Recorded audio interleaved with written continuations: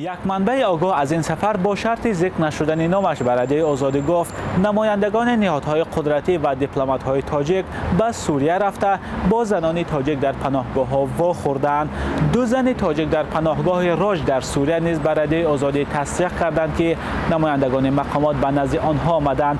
به گفته این زنان کارمندان مقامات نام آنها را روی خط کرده وعده دادند که زنان را به تاجیکستان برمیگردانند. زبیدالله زبیدزاده سفیر تاجیکستان در عراق و کویت که مسئول برگرداندن زنان و کودکان تاجیک در سوریه نیز هست خبر سفر نمایندگان تاجیک به سوریه را تصدیق کرد. سفیر گفت آنها معین کرده ایستادند که چند نفر زنان تاجیک در سوریه خواهان بازگشت به وطن هستند.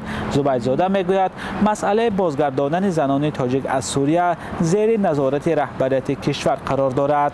در دو پناهگاه سوریه بیش از 500 زن و کودک تاجیک نگهداری میشوند.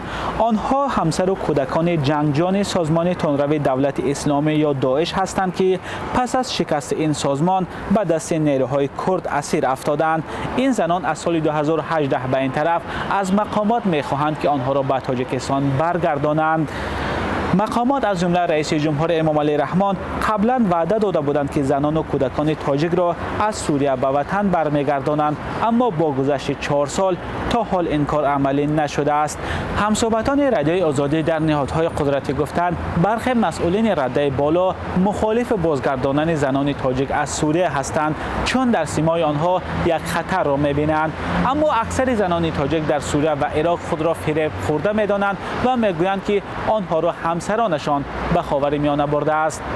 تاجیکستان تجربه بازگشت شهروندانش از خاورمیانه را دارد. سال 2019 89 کودک تاجیک از عراق به وطن بازگردانده شدند.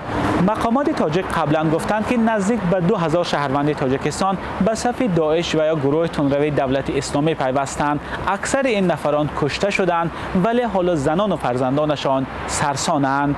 مولا رجب یوسفی، نگاره فضل‌الدین، آزادی، دوشنبه.